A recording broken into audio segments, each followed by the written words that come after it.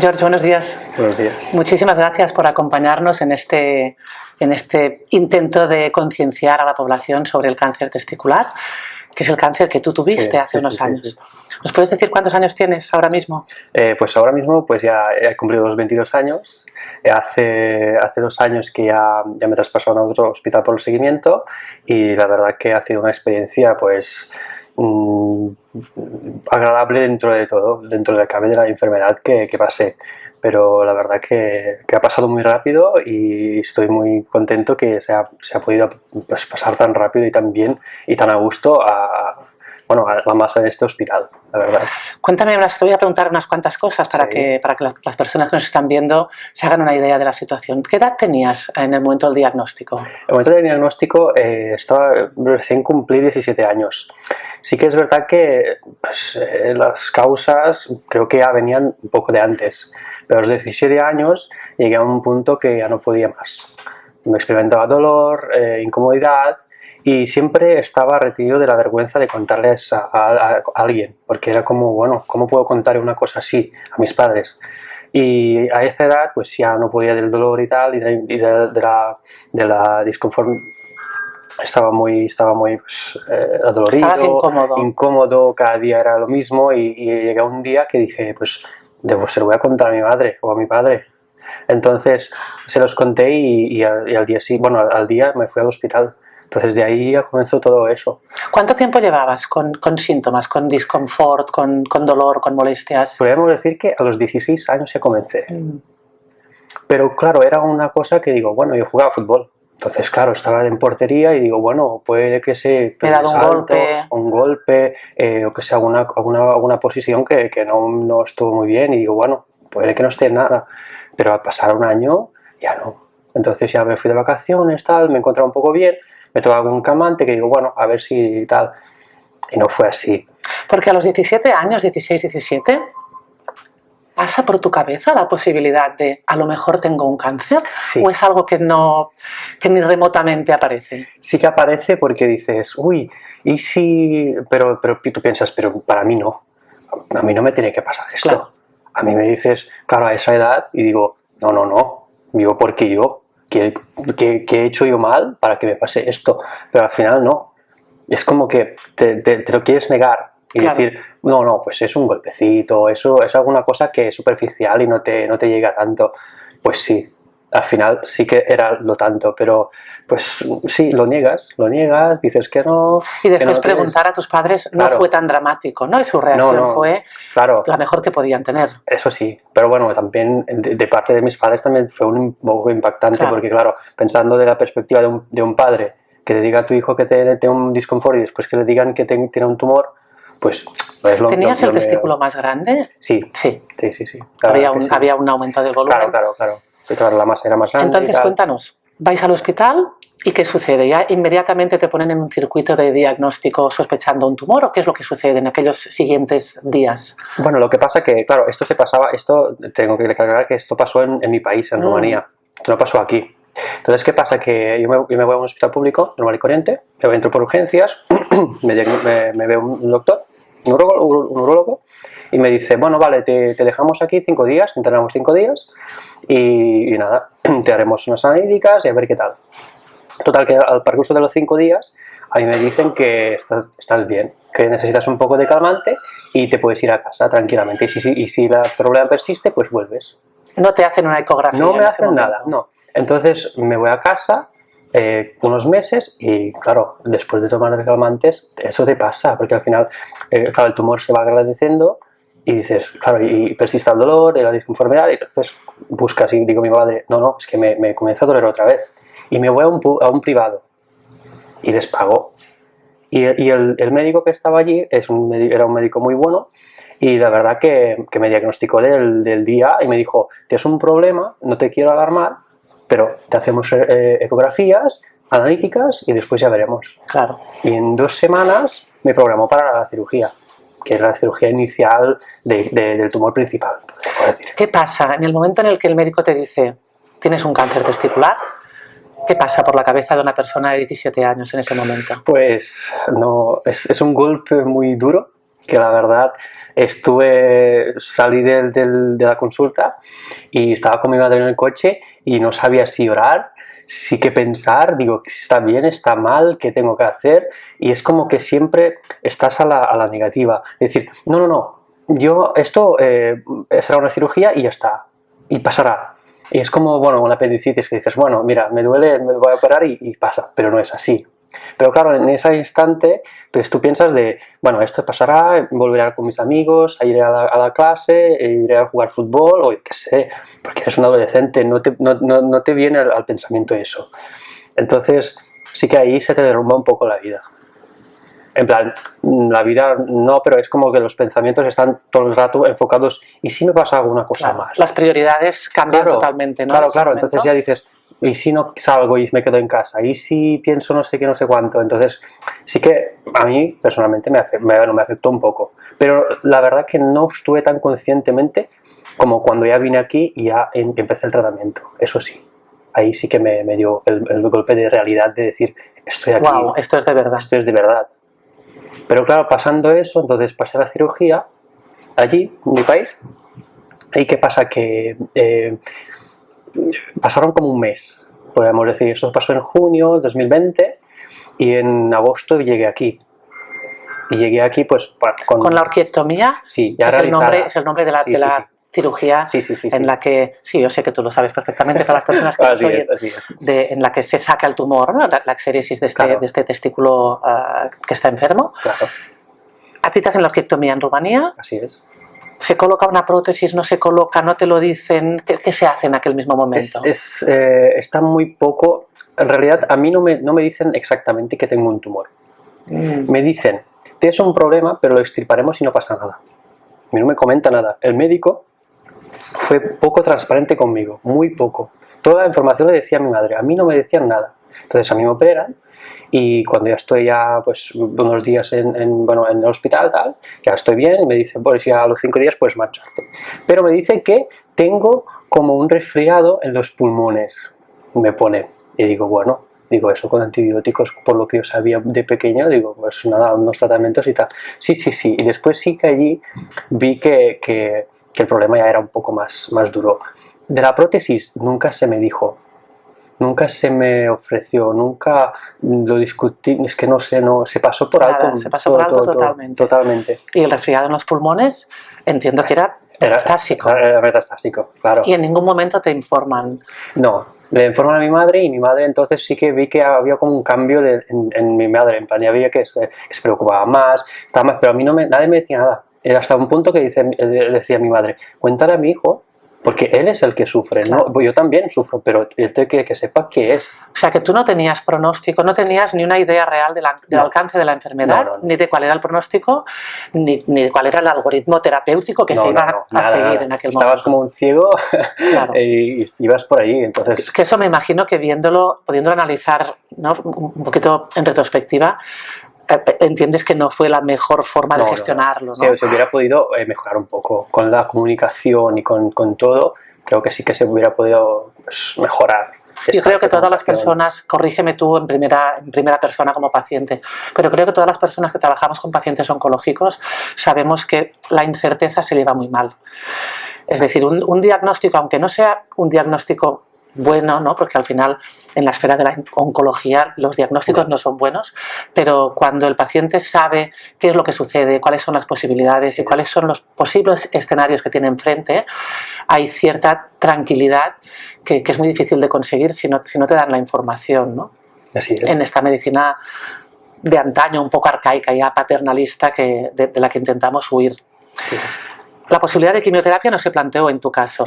Se planteó, pero era como que teníamos que ir por otros médicos, otros doctores, pero que sí, que eran buenos, pero mi madre entonces se paró y dijo, no voy a continuar porque la tasa de mortalidad en mi país es bastante elevada. Nos vamos. Nos vamos. Entonces, ¿qué pasa? Que ahí sí que mi padre trabajaba aquí, mi madre también, pero en esos instantes que era adolescente, pues vino a mi país porque yo estaba estudiando allí. Entonces me dijo, pues hasta que cumplas los 18, estoy contigo y después ya vuelvo aquí. Y mi padre estaba aquí, era medio de la pandemia también, que es un factor un mal momento, claro, sí. Muy importante. Y es verdad que después de hablar con unos amigos de familia de aquí, que son enfermeros y tal, entonces me dijeron, vente, y a través de tu padre, pues entrarás por la salud y a ver qué te pueden hacer. Entonces, claro, mi madre, en medio de la pandemia, claro, organízate de salir del país, es un poco complicado, pero sí que pude venir porque como mis padres ya estaban residentes, entonces vine sin ningún problema. Entonces vengo aquí el sábado por la tarde y el domingo por la noche vengo a urgencias, porque tenía un cansancio general muy grave, me sentía muy mal, mareado, claro, unos síntomas muy heavy. Entonces, ¿qué pasa? Que entro aquí el domingo por la noche, bueno, por la tarde, eran las 7, así que estaba aún comiendo y tal, y me paso toda la noche hasta la mañana casi, con no sé cuántos doctores de allí. Se puso en marcha todo el engranaje, claro, ¿no? Claro, porque tú, claro, imagínate, que ahora pienso, digo, te llega un paciente así, de urgencias a las 8 de la noche, pues claro, se comienzan a hablar y claro, vienen médicos. Y aquí es cuando tú de repente dices, wow, esto es más importante de lo que yo pensaba. Claro, aquí se pone la cosa seria. Aquí dices, es muy importante lo que tengo. Porque, claro, no es que te has rompido el brazo y mira, te ponen un día y ya está. No. Entonces, me pasé toda la noche y allí, durante la semana, pues el martes justo, me citaron con la doctora Maite.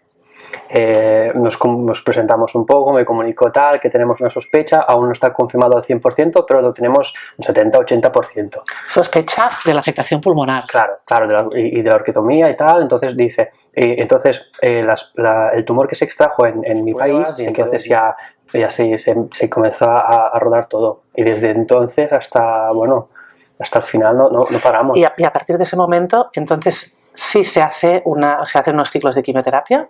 Sí, justamente a la semana. Estoy haciendo tags, me hacen resonancias, tags, no sé si el miércoles, jueves, el viernes me ponen el Portacat, si no recuerdo mal, y el sábado y por la tarde me ponen la quimio. El Portacat, vamos a explicar a las personas que nos ven qué es el Portacat. El Portacat es un pequeño dispositivo que se pone aquí debajo de la piel para poder administrar la quimioterapia sin tener que estar constantemente cogiendo vías, ¿no? Para facilitar un poquito la administración del tratamiento. Entonces el viernes por la mañana pues ya me realizan la cirugía. Y bueno, unos días antes la doctora Maite nos explica todo lo que conlleva, que la cirugía, el tratamiento, que se hará como una primera quimioterapia, pero después ya se confirmará con unos días, porque ya traje las muestras de mi país, entonces dirá 100% que es esto, pero ellos ya sabían un 80% de la enfermedad que tenía, bueno, el diagnóstico mejor dicho. Entonces, desde allí comenzamos quimio tras quimio, ciclo una semana, después 2 días, después entre semana también. ¿Lo recuerdas como una cosa dramática en aquel momento? ¿Lo recuerdas como un proceso en el que ahora que sé un poquito dónde estoy y cuál es el diagnóstico y cuál es el pronóstico, puedo permitirme un poco de tranquilidad? ¿Qué recuerdas emocionalmente de todo este proceso? Emocionalmente es muy complicado porque la verdad que, ya te digo, como cuando tienes 17 años, tú puede que no pienses como un adulto de me pasa esto, no. Tú piensas, dices, bueno, pues llegaré aquí, me harán, lo que sea, un tratamiento pequeño y me iré a casa. Y me iré a jugar fútbol, me iré a la playa, me iré a... Recuperaré mi vida. Claro. Pero hasta que tú ya ves que haces el primer ciclo de quimio, te cae mal, ves que ya la cosa se pone muy pesada en tu vida y dices, claro, después de 14 días se te cae el pelo, te haces una ducha y cuando te pasas el drapo y ves que no tienes cabello, dices, wow, de verdad. Y entonces ahí sí que realizas que dices, estoy mal, tengo este problema. Hasta ese momento yo pensé que digo, bueno, estará bien. Estará como, pues nada, un poco de resfriado, que esto y tal, pero no, ahí sí, y ahí sí que afecta ya directamente a mí y a mis padres más. Les veo que también les cuesta, a mi padre le cuesta, es que pobre, es que no hagas esto, pero digo, estoy bien, hago un tratamiento y ya está, pero ahí sí que viene el bajón. Entonces ahí sí que las emociones ya te vuelves un poco más inestable, de querer llorar, de preguntarte muchas cosas, ¿por qué a mí? ¿Por qué ahora? ¿Qué he hecho mal? Claro, te comienzas a comer la cabeza, por términos populares. Entonces, no hace falta. Al final tú haces esta vuelta y dices, no hace falta hacer esto, porque al final yo no puedo resolver el problema, la base del problema. Sino claro, pero con esa edad es muy difícil, me imagino, claro, tener la entereza para ver más allá en el tiempo, ¿no? Así es. ¿Echaste de menos acompañamiento en ese sentido, en el sentido de me han extirpado un testículo? Bueno, no es un tumor testicular en las gónadas, pues tiene unas características específicas, ¿no? Y uno se puede imaginar un impacto muy concreto en la construcción de la sexualidad, de la personalidad, de determinados ámbitos que a lo mejor un tumor óseo en el pie pues no tiene.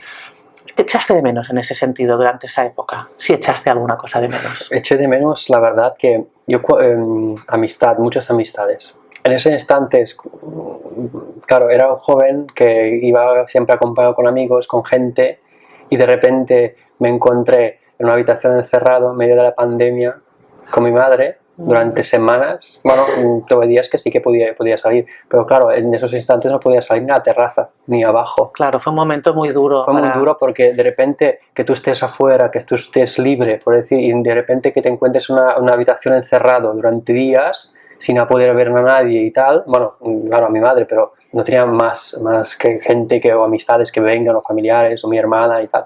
Entonces, ahí sí que bueno, te afecta un poco y dices, claro, ¿ahora qué hago? ¿Cómo lo resuelvo? Claro, ¿cómo paso de esto? Y al final, pues, no sé, lo pasé bien, la verdad, porque yo siempre digo y los recomiendo a todo el mundo de lo que tenga el problema o el que tenga miedo, sin miedo a nada y siempre en mente positiva. Yo tuve bajones, pero nunca llegué al momento de decir, no puedo más, necesito un psicólogo o ir a tal. Sí, me ofrecieron siempre mucho. Viste la luz al final, ¿no? La sensación de voy a salir adelante. Nunca me rendí, nunca. ¿Te hablaron en algún momento de preservación de la fertilidad? Sí. Sí, justamente, creo que, no sé si en la primera semana de la quimio sí que hice una criopreservación del esperma en otro hospital y sí que está todo bien. Bueno, pues o sea que en ese sentido estás tranquilo, sí. No es una cosa que te preocupe. No. ¿Cómo te encuentras ahora? Pues la verdad que muy bien. Muy bien. Muy bien. ¿En tu día a día no hay secuelas de todo este proceso? No, para mí no. Bueno, tengo algunas cirugías que a veces me voy a la playa y la gente se me mira un poco así, porque digo, no pasa nada, son como los tatuajes, me acompañarán toda la vida y me recordaré muy bien de ellos. También cosas bonitas, pero también cosas feas ahora.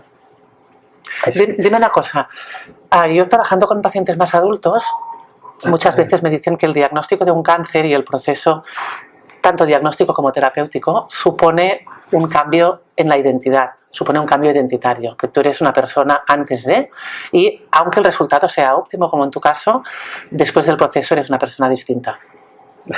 ¿Tú lo vives de esta forma o no? Sí, la verdad que sí. Maduré mucho durante mi periodo de estar ingresado, de pasar la enfermedad, de curarme ya. Maduré muchísimo. Y en todas las partes donde fui, como cuando volví otra vez a mi país y a ver a mis amigos y tal, me dijeron, es que has cambiado mucho, no eres el mismo. Y digo, no, porque cuando pasas unas cosas así, valoras más la vida. Y dices, esto me afecta, sí, pues ya no. Maduras más. En mi caso, maduré mucho. Porque me obligó la vida a madurar, no es que... Pero al final sí. Pero has sacado cosas positivas. Sí. Te voy a pedir que me des 2 consejos. Uno, que me des un consejo para aquellos chicos que puedan estar en la situación en la que te encontrabas tú.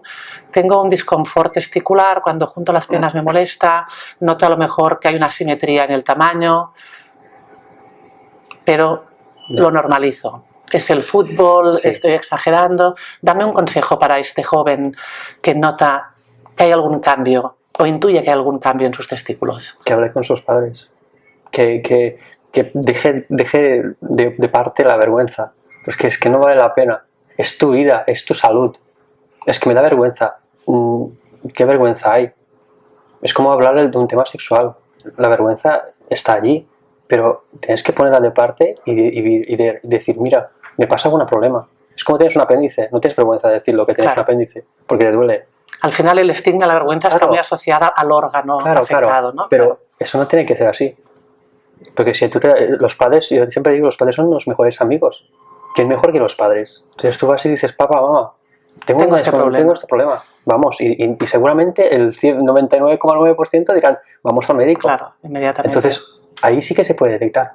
Y yo, pues por mi parte, pasé la vergüenza, que ahora pensando y digo, es que es una cosa inmadura, pero claro, a esos años... no somos maduros aún, los 17. Entonces, esos años digo, pues nada, pero ahora yo recomiendo, cada cosa ves al médico. Inmediatamente, es un buen consejo. O comentar a sus padres. Da vergüenza. Y para el joven que ya tiene el diagnóstico, para aquel que sí ha acudido al médico y le dicen, efectivamente, tienes un cáncer testicular, ¿qué te hubiese gustado oír en ese momento? ¿Cuál es el consejo o la sugerencia o la frase que te hubiese gustado oír en ese momento, que te hubiese ayudado a transitar un poquito mejor todo lo que vino después? Y la verdad, pues la frase esta me gusta. Siempre estar positivo. Siempre pensar en que es un bajón, pero también te pasará. Porque si tú, por mí, yo creo que me ayudó mucho el pensar positivo y decir, me voy a salir. Sí que me cuesta mucho. Pasé muchos ratos solos en la habitación, con la quimio. Es una sensación muy difícil. Yo creo que para ti fue especialmente difícil. Bastante. Porque no estabas en tu país, en época de COVID. Realmente hay una serie de elementos, además del propio diagnóstico, que lo hicieron especialmente complicado. Así es. Entonces, yo os digo, sí, es muy negativo. La cosa es muy negativa. Cuando tú entras así, digas, pero ponte un poco positivo. Anímate un poco y di, mira, me voy de aquí y me voy a jugar fútbol. Saldré con mis amigos, iré a la playa.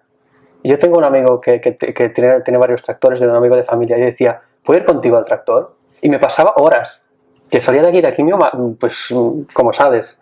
Pero me iba y entonces mi cabeza no daba vueltas. Disfrutabas de pequeñas cosas. Claro, entonces siempre decía positivo, bueno, pues mira, iré a la quimio y saldré y me iré con el tractor a dar un paseo. Mirar un poquito más allá. Claro, mirar un poco más allá, tener una vida. Que además en el caso del cáncer testicular, con el buen pronóstico que tiene, no es irreal ponerse optimista. Así es. Por eso... Te agradecemos muchísimo tu testimonio tan generoso, que sabemos que siempre es complicado hablar de estas situaciones tan íntimas y tan dolorosas, ¿no? Así que te lo agradecemos muchísimo y nos alegramos infinito de que todo haya salido tan y tan bien en tu caso. Gracias. Muchísimas gracias. A usted.